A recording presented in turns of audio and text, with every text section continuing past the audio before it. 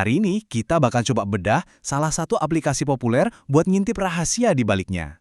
Jadi buat analisis kali ini, kita bakal jadi detektif.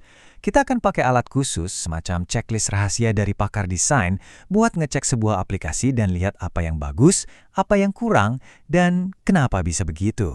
Dan subjek investigasi kita hari ini adalah aplikasi yang mungkin udah ada di HP kamu, Zalora. Aplikasi e-commerce fashion yang gede banget dan dipakai jutaan orang. Yuk kita lihat sebagus apa sih desainnya kalau kita intip pakai mikroskop. Spesifik lagi nih, kita bakal pakai 10 heuristic usability dari Jacob Nielsen.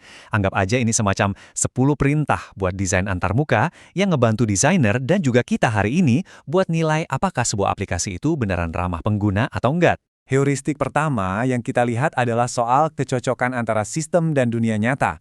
Gampangnya gini, apa aplikasi ini pakai kata-kata dan konsep yang kita ngerti? Atau malah pakai bahasa teknis yang bikin pusing? Nah, di sini Zalora keren banget. Mereka pakai kategori yang lugas, wanita, pria, sports. Nggak ada tuh istilah-istilah aneh. Rasanya tuh familiar, kayak kita lagi jalan-jalan di mall aja gitu. Bener-bener pakai bahasa kita sehari-hari. Aturan penting lainnya, kasih pengguna kendali. Kita sebagai pengguna tuh perlu ngerasa kalau kita yang pegang kendali, bukan sebaliknya. Kita butuh pintu darurat yang jelas kalau nggak sengaja salah pencet. Dan ini contoh yang pas banget. Lihat deh tombol hapus yang jelas dan gede di keranjang belanja itu. Itu contoh sempurna dari kontrol pengguna. Salah masukin barang, santai, sekali klik, beres. Nggak perlu panik. Heuristik yang satu ini intinya adalah ngebuat pengguna selalu tahu apa yang lagi terjadi. Aplikasinya lagi ngapain sih? Lagi loading? Pesanan saya udah dikirim belum? Kejelasan itu kuncinya. Nah, di sini kita lihat ada dua sisi.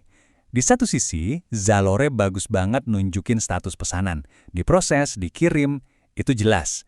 Tapi di sisi lain, pas lagi loading kita cuma dikasih ikon muter-muter aja. Nggak tahu mesti nunggu berapa lama. Semenit, 10 detik. Ketidakpastian kecil kayak gini tuh bisa bikin jengkel. Ingat tadi kita puji soal kontrol pengguna? Nah, ini dia sisi lainnya. Gampang sih ngapus barang dari keranjang, tapi ternyata buat batalin pesanan setelah bayar itu jauh lebih ribet. Kebebasan yang tadi ternyata ada batasnya juga. Poin penting lain adalah pencegahan kesalahan. Aplikasi yang hebat itu ngebantu kita biar nggak salah.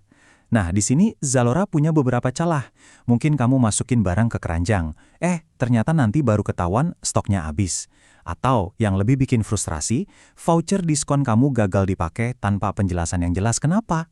Jadi, kalau kita kasih rapor nih, Zalora dapat nilai A+ buat berbicara bahasa pengguna. Keren, tapi buat kontrol pengguna sama status sistem, nilainya B lah ya. Campur-campur, ada bagusnya, ada kurangnya. Nah, yang paling perlu diperbaiki itu di bagian pencegahan kesalahan. Ini kayaknya dapat C deh. Masih banyak banget ruang buat jadi lebih baik. Dan ini hal yang paling penting buat diingat. Tujuan analisis ini bukan buat ngejelekin Zalora ya. Justru sebaliknya, ini nunjukin kalau aplikasi sepopuler apapun itu selalu dalam proses pengembangan. Kritik dan evaluasi kayak ginilah yang bikin mereka jadi lebih baik lagi. I just had to let you know you're